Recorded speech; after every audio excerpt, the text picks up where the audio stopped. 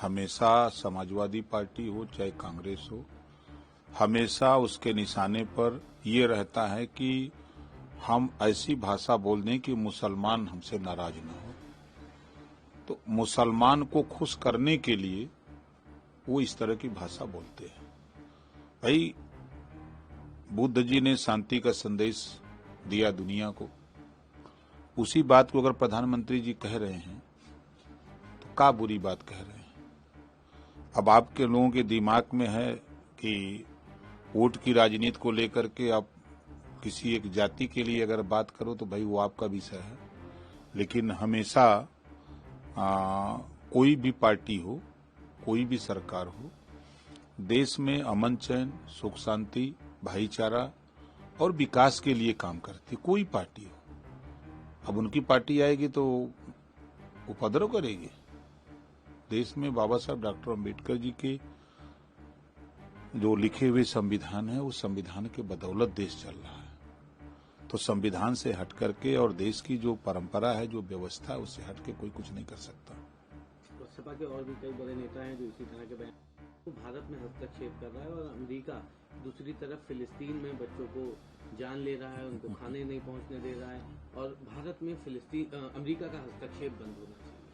नहीं, अबू आजमी जी से मैं कहूंगा कि आप नेता आदमी हो, गुलामी करना बंद करो।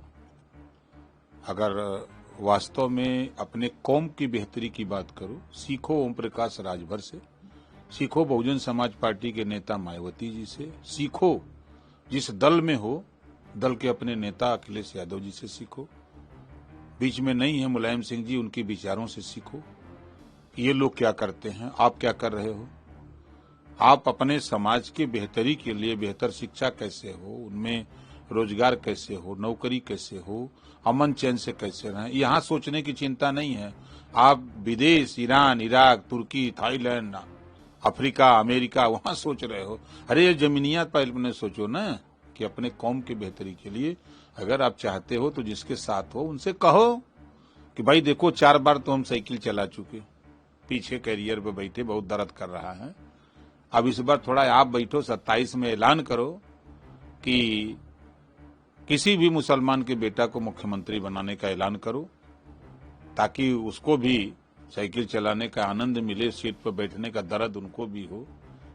ये कहने की हिम्मत है उनके पास। किसी मुस्लिम नेता की औकात नहीं है कि इस बात को कोई कह दे। अगर कह सकता है तो ओम प्रकाश राजभर ये बात डंके की चोट पे कह सकता है कि साइकिल चलाना बंद कर, पीछे कैरियर बैठना बंद करो, साइकिल चलाना शुरू करो।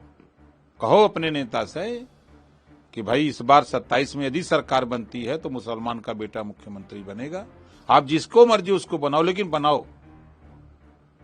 तो अपने हक के लिए तो नहीं लड़ रहे हो, ईरान इराक की बात कर रहे हो। अरे यहाँ की बात करो ना यार। एक और बड़ा अहम कदम हुआ है समाजवादी पार्टी में। विधानसभा सत्र के दौरान समाजवादी पार्टी के कुछ विधायकों ने बागी होकर सरकार के पक्ष में वोट दिया था, जिसको लेकर के अब समाजवादी पार्टी ने कार्रवाई करते हुए 3 बागी विधायकों को निष्कासित कर दिया पार्टी से, और कहा है कि बाकी के जो बचे हुए हैं उन पर भी कार्रवाई की जाएगी। ये कौन नई बात है, ये तो उसी समय हो गया था। वो तो हमको तोड़ने की बात कर रहे थे कि 2 मिनट में तोड़ देंगे, और खुद अपनी पटिया तोड़ रहे हैं। वो तो खुद अपनी पटिया तोड़ रहे हैं। तो क्या लगता है ये उसी का खामियाजा है जो आपको तोड़ने की बात कही थी, तो अपनी पार्टी में वो खुद अपने टूट रहे हैं, तोड़ रहे हैं अपनी पटिया को। हमको का तोड़ेंगे। हम तो कहे थे ना कि वो 2 मिनट के कहे थे, हम 24 घंटा के चैलेंज दिए थे। तो चैलेंज हमारा स्वीकार करना सबके बस का नहीं है। तो वो उनका विषय है। वो तो उसी दिन तय हो गया था कि ये लोग इनके साथ नहीं रहेंगे, दुखी होकर के लोग छोड़ दिए हैं। एक आखिरी सवाल रहेगा। केंद्रीय गृह मंत्री अमित शाह जी ने संकल्प दोहराया। उन्होंने कहा कि हथियार डालो, मुख्य धारा में शामिल हो। इसकी सही बात है। देखिए, जब आतंकवादी गतिविधियों में जो लिप्त होता है पूरा परिवार, रिश्तेदार और पूरा समाज परेशान होता है, तो सरकार का प्रयास है कि विकास के मुख्य धारा से जुटो, और वो रास्ता गलत रास्ता है, उसको छोड़ो। आओ साथ में मिलकर के हम लोग प्रगति के लिए, शिक्षा के लिए, स्वास्थ्य के लिए, रोजगार के लिए, नौकरी के लिए, बेहतरी के लिए, अमन चैन के लिए हम लोग मिलकर काम किया जाए। बहुत अच्छा उनका पहल है।